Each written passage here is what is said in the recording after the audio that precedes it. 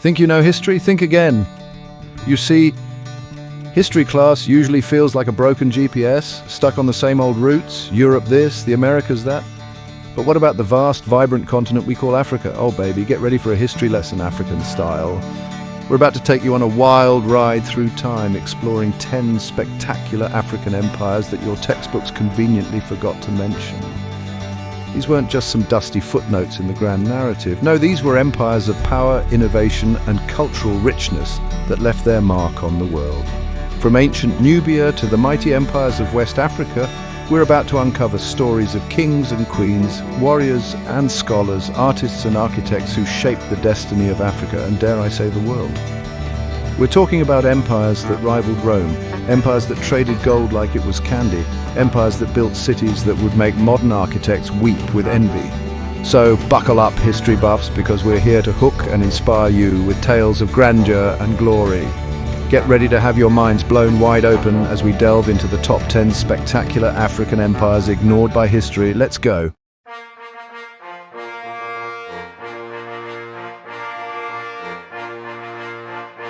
First up, we're traveling back in time, way back, to the scorching sands of ancient Nubia south of Egypt. This is a land of mystery and wonder, where the sun blazes down on golden dunes and the Nile River breathes life into the arid landscape. It's a place where history whispers through the winds, carrying tales of powerful kings and queens who once ruled these lands. Now, most people have heard of the Egyptian pharaohs, those guys with the fancy tombs and the obsession with cats. Their grand pyramids and majestic temples have captured the world's imagination for centuries. But what if I told you that Egypt wasn't the only game in town? What if there was another civilization just as grand and influential that has been overshadowed by its northern neighbor? But did you know that Egypt wasn't the only game in town? Enter the kingdom of Kush, a civilization that flourished in the shadow of Egypt but was no less impressive. The Kushites were a force to be reckoned with, and their story is one of resilience, power, and cultural fusion. King of Kush, enter the kingdom of Kush, a powerful rival that not only went toe-to-toe with Egypt for centuries, but even ruled over them for a hot minute. Yes, you heard that right. There was a time when the tables turned and the Kushites became the rulers of Egypt, establishing the 25th dynasty, also known as the Nubian dynasty. This period marked a significant chapter in the history of both civilizations. Yeah, you heard that right. These guys were the real deal. The Kushite kings, often referred to as the Black Pharaohs, were not just rulers. They were visionaries who left an indelible mark on the annals of history. Their reign was characterized by monumental architecture, military prowess, and a rich cultural heritage that blended African and Egyptian elements. King of Kush, they had their own pyramids, even bigger and bolder than some of those in Egypt, and a culture so rich and vibrant it would make your head spin. The pyramids of Meroe, the capital of Kush, stand as a testament to their architectural ingenuity and their reverence for the afterlife. These structures, though less famous than the pyramids of Giza, are equally awe-inspiring and tell a story of a civilization that valued legacy and continuity. We're talking about a kingdom that thrived for over 1,000 years, from around 2000 BC to 350 AD. That's over a millennium of history, filled with triumphs, challenges, and a legacy that continues to inspire. The kingdom of Kush was a beacon of stability and prosperity in a region often marked by conflict and change. King of Kush. Their capital, Meroe, was a bustling metropolis, a center of trade and industry with magnificent temples, palaces, and a mastery of ironworking that would make Iron Man jealous. Meroe was not just a political capital, it was a hub of innovation and culture. The city's artisans and craftsmen were renowned for their skills, producing exquisite jewelry, pottery, and tools that were traded far and wide. And speaking of powerful women, the Kandakis, the ruling queens of Kush, were forces to be reckoned with, leading armies and expanding their empire. These warrior queens, such as Amanirenas and Amanishakheto, were not just figureheads. They were leaders who commanded respect and wielded real power. Their stories are a testament to the strength and resilience of women in ancient times. King of Kush. These were the Black Pharaohs, and they weren't just copying their northern neighbors. They were innovating, creating a unique blend of African and Egyptian cultures that left an indelible mark on history. The fusion of these cultures can be seen in their art, religion, and daily life, creating a rich tapestry that is uniquely Kushite. So next time someone talks about ancient civilizations, you tell them about Kush, the empire that put the black in black gold and showed the world what true power looked like. The legacy of the Black Pharaohs is a reminder that history is not just the story of one civilization, but a mosaic of many, each contributing to the rich tapestry of our shared past. The Kingdom of Kush stands as a testament to the enduring power and influence of African civilizations in the ancient world.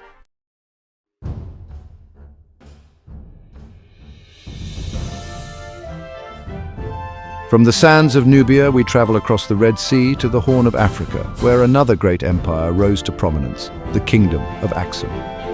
This ancient civilization, often overshadowed by its more famous contemporaries, was a beacon of power and culture in its own right. Now hold on to your hats, folks, because these guys were the real deal. The Kingdom of Axum wasn't just a footnote in history, it was a major player on the world stage.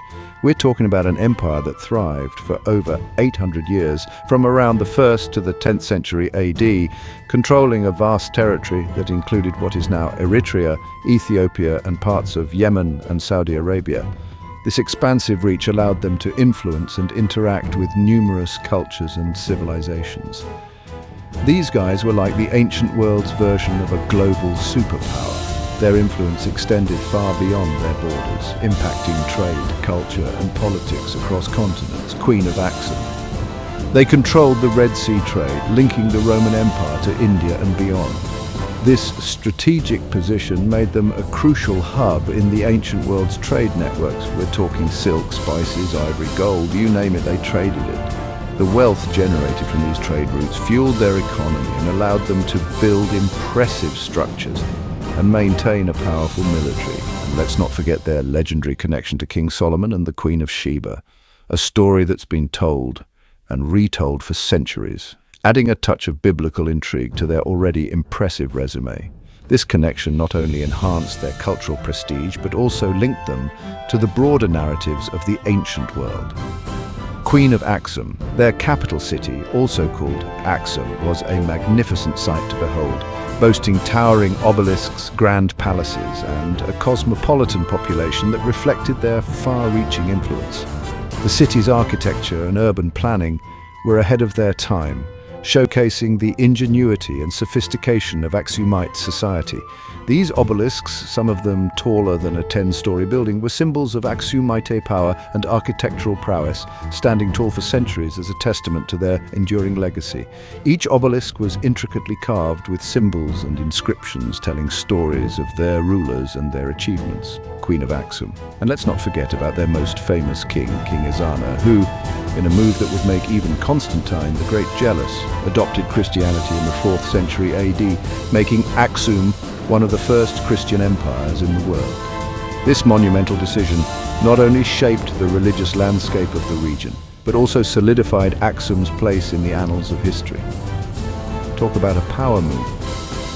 King Ezana's conversion to Christianity was a bold statement of faith and political strategy, aligning Axum with the growing Christian world and ensuring its legacy would be remembered for millennia. The Kingdom of Axum, with its rich history and cultural achievements, truly stands as one of the great empires of the ancient world.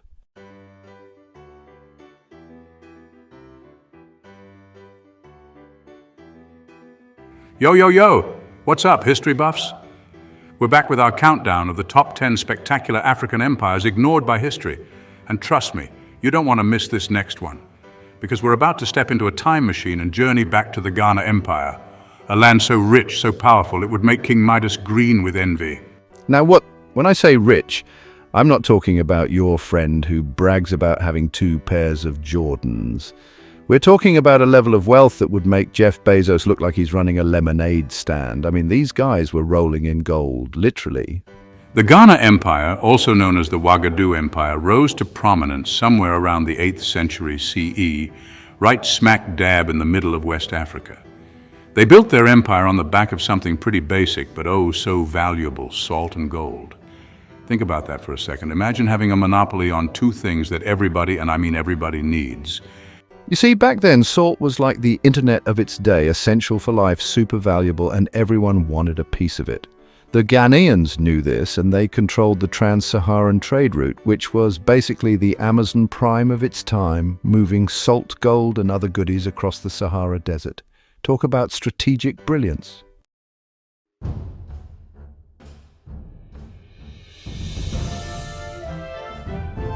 Welcome back, history lovers. We're still in West Africa, but we're turning the page to a new chapter, and trust me, this one's epic. This is the story of the Mali Empire, an empire so vast, so powerful, it made the Ghana Empire look like an opening act. Now, every good story needs a hero, and for the Mali Empire, that hero was Sundiata Keita. Imagine a dude who overcame all odds, went from underdog to top dog, and basically wrote the blueprint for every epic movie montage ever. See, Sundiata wasn't supposed to be king. He was this sickly kid who everyone thought wouldn't amount to much. But life, as it often does, had other plans. He was exiled, he trained, he gathered allies, and then BAM! He came back to reclaim his throne and kickstart an empire. Talk about a comeback story for the ages. Under Sundiata, the Mali Empire went from zero to hero, conquering vast territories and establishing a dynasty that would last for centuries.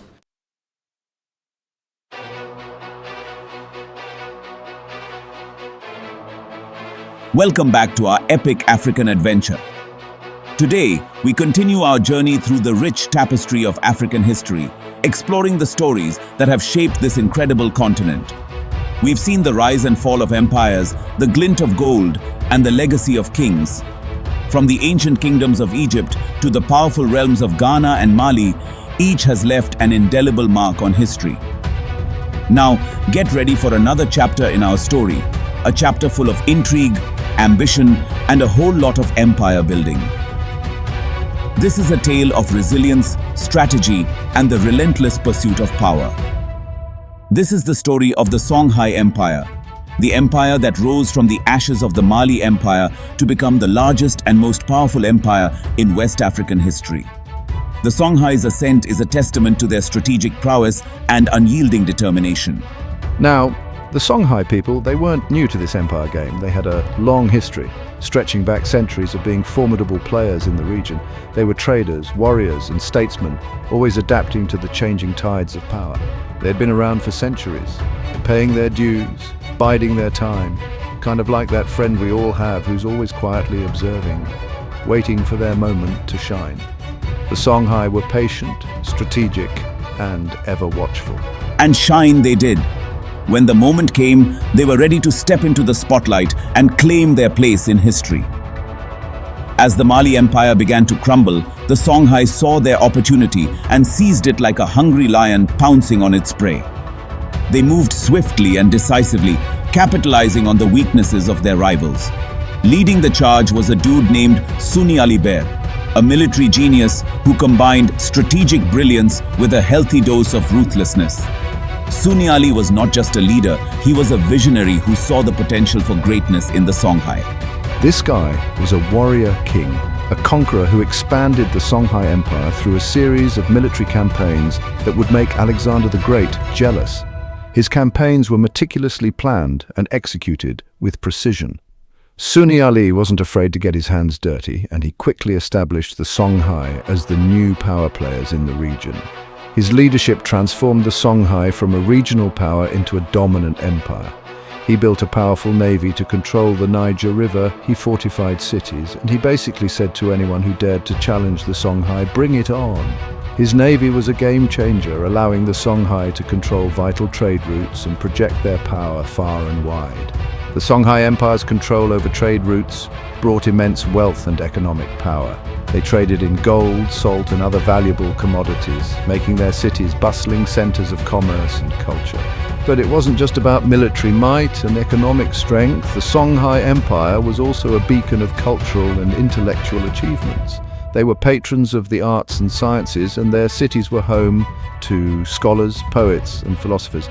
The legacy of the Songhai Empire is one of resilience, innovation, and influence. Their story is a reminder of the incredible potential of human societies to rise, adapt, and thrive against all odds. As we continue our journey through the history of African empires, we see how interconnected and interwoven their stories are. Each empire, each kingdom, has contributed to a shared heritage that continues to inspire and inform us today. So stay with us as we delve deeper into the fascinating history of Africa. There's so much more to discover, so many more stories to tell.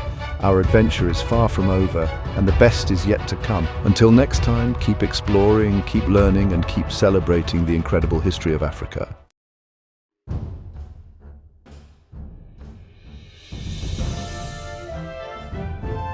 Yo, yo, yo. What's up, history buffs? We're back with another episode of Empires You Should Know About but Probably Don't. Because, you know, history books. Today we're heading to West Africa to a place called Benin. Now, I know what you're thinking. Benin. Isn't that where they have, like, really good jollof rice? And you're not wrong. The food there is fire. But we're not here for the culinary delights. We're here for the Benin Empire. This empire was popping from the 13th to the 19th century, and they were known for their art, their military might, and their absolutely massive walls. Seriously, these walls were on another level. We're talking about over 6,500 kilometers of earthworks, bigger than the Great Wall of China, people. It's believed to be the largest man-made structure in the world. I mean, can you imagine the dedication it took to build that? Section 2. Bronze Age Masters.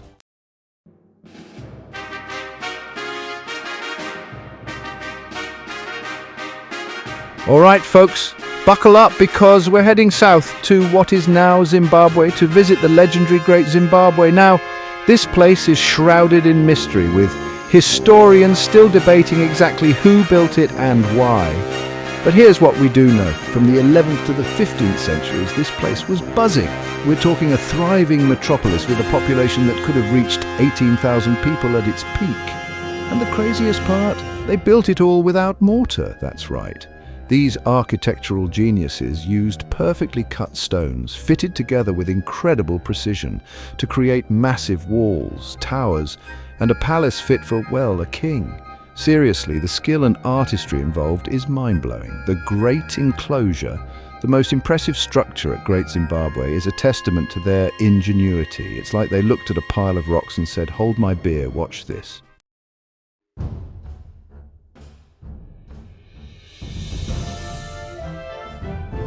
Get ready to explore the Oyo Empire, a Yoruba powerhouse that dominated what is now southwestern Nigeria from the 14th to the 19th centuries. These guys were the real deal, known for their powerful cavalry, their sophisticated political structure, and their vibrant culture. The Oyo Empire rose to prominence through a combination of military prowess and shrewd diplomacy.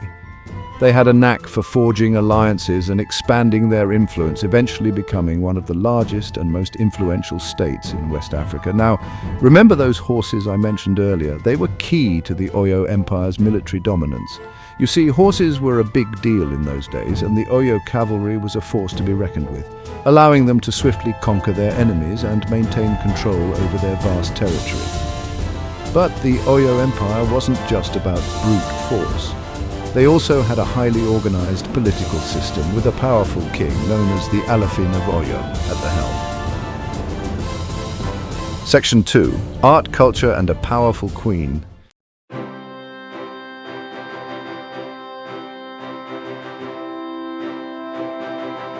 Yo, we're back at it again with these African empires, and this time we're heading to Central Africa to meet the Congo Kingdom. These guys were like the ultimate networkers of their time. Seriously, from the 14th to the 19th century, they were the ultimate middlemen, connecting the interior of Africa to the Atlantic coast. Talk about prime real estate. Their capital, Mbanza Congo, was a bustling metropolis, and get this, they even had their own currency.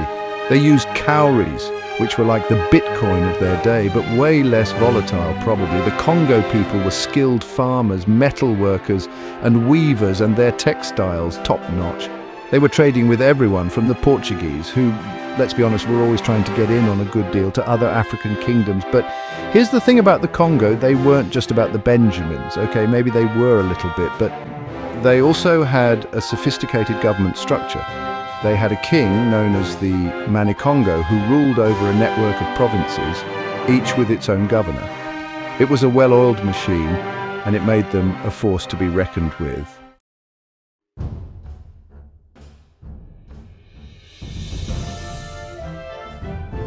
Hold on to your hats, folks, because we're about to dive into the story of the Mutapa Kingdom, an empire that dominated a huge chunk of southern Africa. And when I say huge, I mean huge. These guys were the OG rulers of what's now Zimbabwe and Mozambique from the 15th to the 19th century. Legend has it that the Mutapa Kingdom was founded by a warrior prince named Nyatsimba Mutota, who was sent out to find a new source of salt. Apparently the king back then had a real thing for salty snacks. Anyway, Nyatsimba stumbled upon the Sona people, who were known for their gold mining skills. And let me tell you, when you find gold, you don't just walk away, you build an empire. And that's exactly what Nyatsimba did. He conquered the Sona Kingdom and established the Mutapa Empire, with its capital at Great Zimbabwe.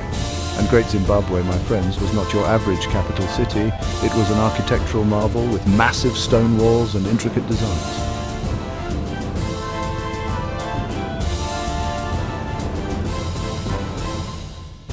So there you have it.